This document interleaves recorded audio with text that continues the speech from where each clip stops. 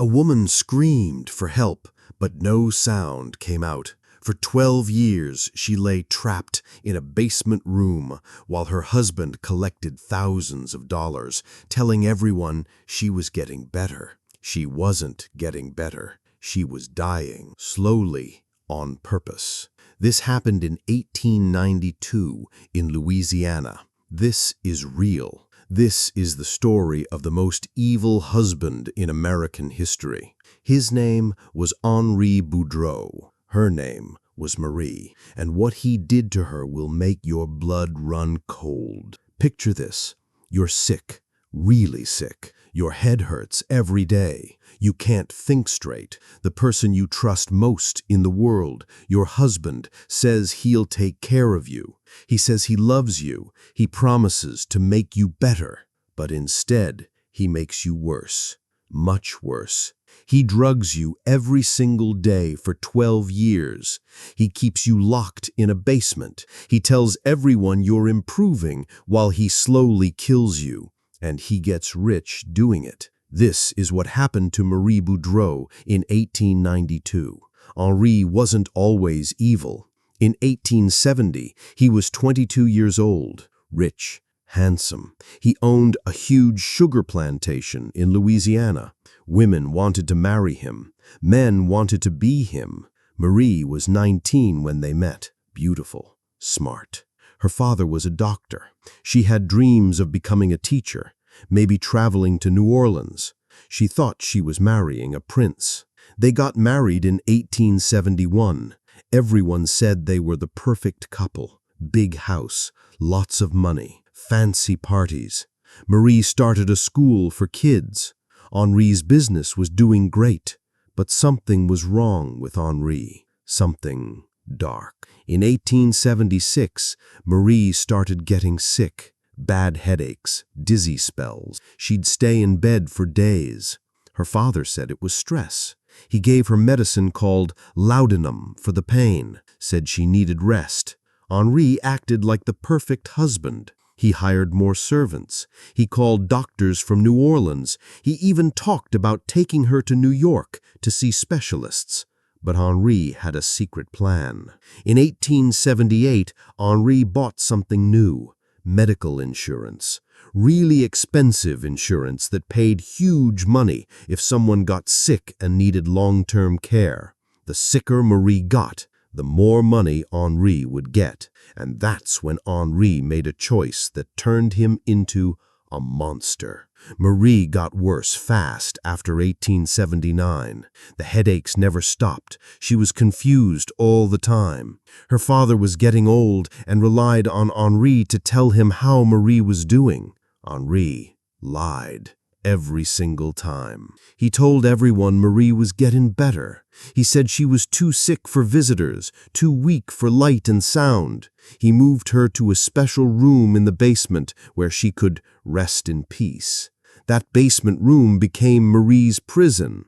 Henri hired nurses, but not normal nurses. These were desperate women from the poorest parts of New Orleans.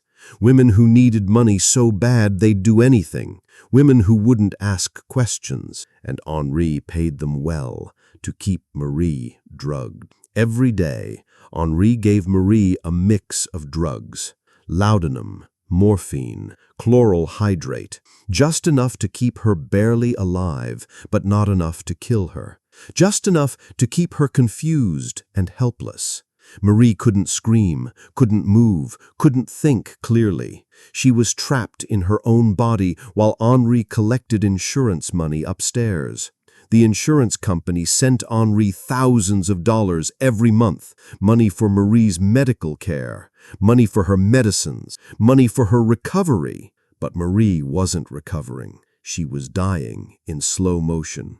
Henri kept perfect records. He wrote fake doctor reports. He forged signatures. He created medical charts that made it look like Marie was fighting some mysterious brain disease that needed constant care. The insurance company believed every lie. Years went by. 1880, 1881, 1882, 1883. Marie lay in that basement room getting thinner and weaker. Her hair turned white. Her body wasted away, but Henri kept her alive just enough to keep collecting money. Twice a day, Henri would visit Marie. He'd hold her hand, read her poetry, act like a loving husband. If anyone saw him, they'd think he was a saint taking care of his sick wife. The nurses knew better. They saw Henri measure out the drugs like a scientist. They watched him check Marie's pulse, making sure she wasn't dying, but not getting better either.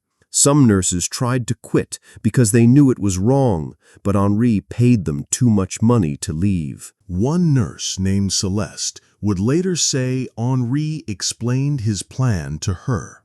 Marie had to stay alive to keep getting insurance money, but she also had to stay sick so she couldn't tell anyone what was happening. It was, Henri said, a delicate balance. If you think this is sick, wait until you hear what happened next. Hit that subscribe button because this story gets much darker. In 1885, Marie had been trapped for 6 years. She looked like a skeleton. Her eyes were empty. Her body was broken. But Henri's act as the caring husband got even bigger. He started holding prayer meetings for Marie's recovery right upstairs from where she was dying. He'd cry and talk about his faith that God would heal his wife. He'd tell people about small improvements he was seeing. It was all lies.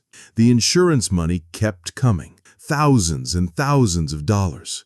Henri used it to live the good life while Marie rotted in the basement. Marie's father died in 1888 without knowing the truth. Henri had been so good at lying that the old doctor died thinking his daughter was being cared for by a loving husband. But Henri got greedy, and that greed would destroy him. Henri decided to expand his evil business.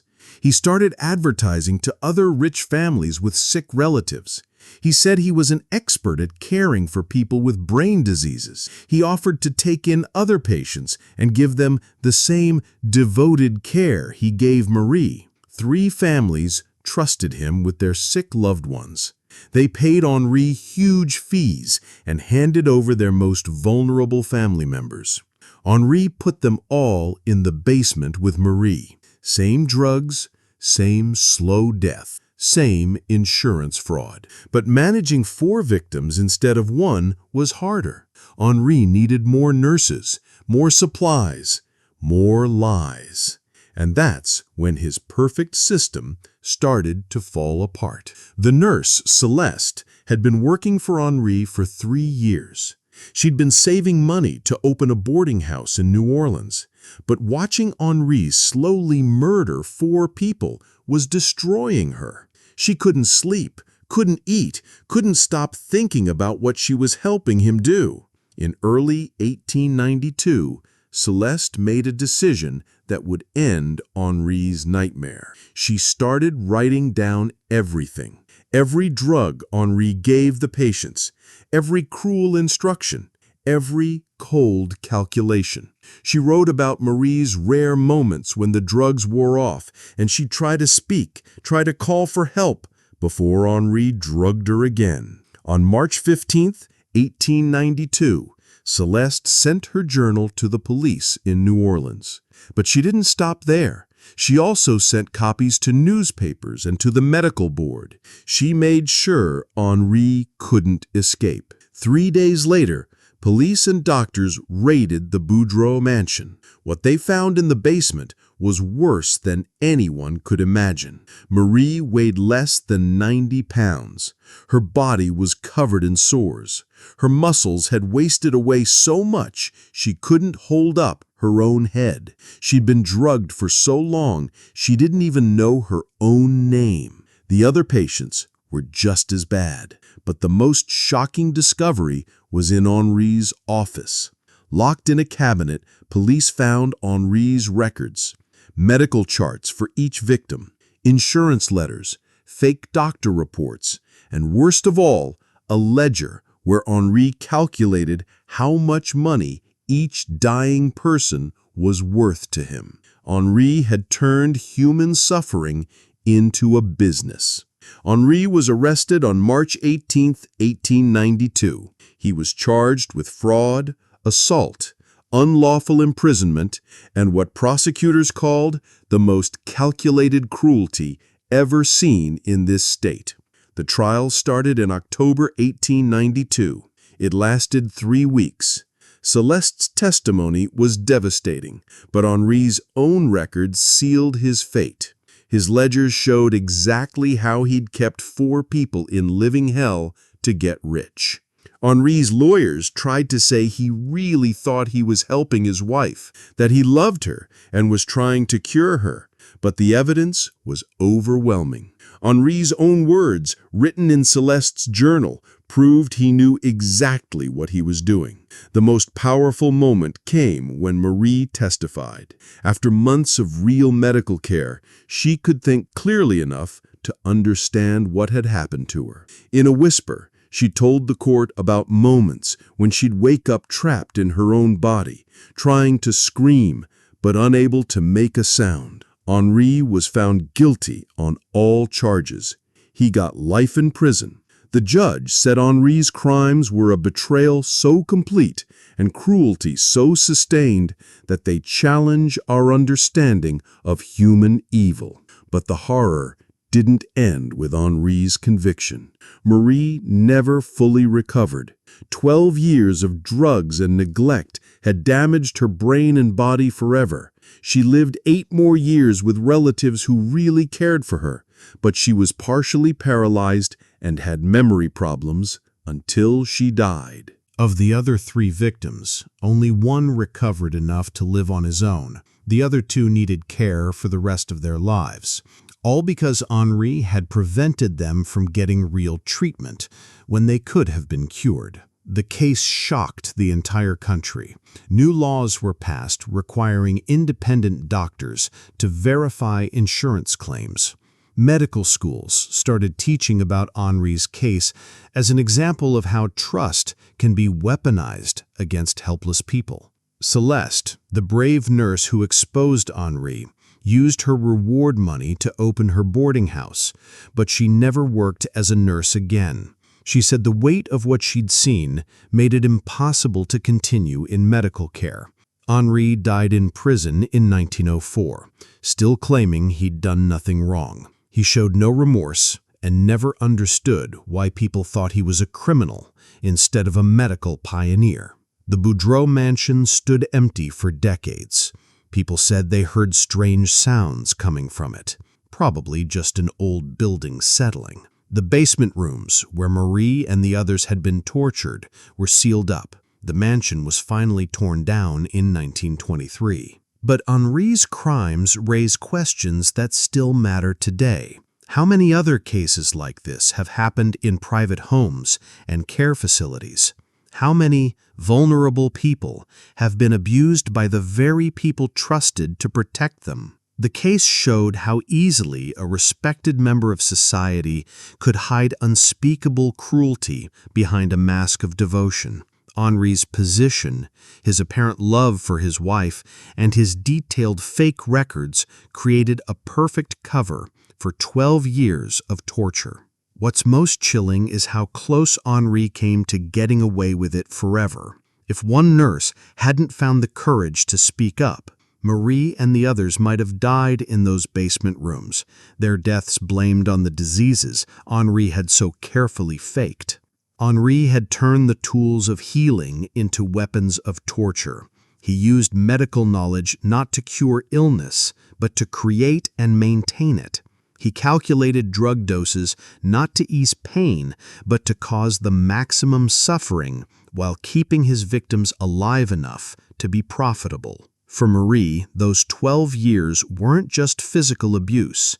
They were stolen time. She entered that basement as a young woman of 28 with dreams and hopes. She emerged as a broken 40-year-old who had lost not just her health, but the experience of living during what should have been the best years of her life. The fragments Marie remembered from her imprisonment were worse than the physical torture. She spoke of moments when the fog would lift just enough for her to understand something was terribly wrong, that she was trapped. that the man she'd trusted was destroying her. But these moments were brief, followed by longer periods of drugged unconsciousness. This case forces us to think about the nature of trust and vulnerability. Marie had placed complete trust in her husband, just like patients trust doctors, and families trust nursing homes with elderly relatives today. Which state are you watching from? Have you ever wondered what protections exist today to prevent something like this? The truth is, while we have better oversight now, the basic vulnerability Henri exploited still exists wherever one person has power over another's well-being. In our world of nursing homes, psychiatric facilities, and home health care, we still struggle with balancing trust and verification, respecting privacy while ensuring safety, and protecting vulnerable people from those who would exploit their weakness. Henri believed history would prove he was ahead of his time, but history remembers him differently. His name means betrayal of medical trust, a warning about how knowledge without compassion becomes a weapon, and how the people we trust most can sometimes be the ones most capable of destroying us. Marie spent her last 8 years with relatives who genuinely loved her, getting real treatment from doctors who saw her as a person to help, not a resource to exploit. But she never escaped the shadow of those basement years. She died in 1900, and her gravestone says simply, "Finally at peace." Maybe that's the best ending for this tragedy. After 12 years of living hell, and 8 years trying to reclaim some piece of her stolen life, Marie found peace only in death. Her story reminds us of human strength, but also warns us about the depths of cruelty that can hide behind caring words and devoted actions. When we hear about elder abuse, medical neglect, or financial exploitation today, we should remember Marie and that basement room where she spent 12 years dying while her husband counted money upstairs. The most dangerous predators often look like the most caring people. The greatest cruelties can be inflicted by those who claim to be motivated by love. The sugarcane still grows where the Boudreaux mansion once stood, but that land serves as a reminder that some betrayals are so complete, some cruelties so sustained that they echo through generations, forcing us to face the darkness that can exist in the human heart. Do you think something like this could happen today? What safeguards do you think we have now that didn't exist in 1892? And most disturbing of all, how would you know if someone you trusted completely was slowly destroying your life while claiming to save it? Comment your thoughts below, because Marie's story demands we never stop asking these hard questions.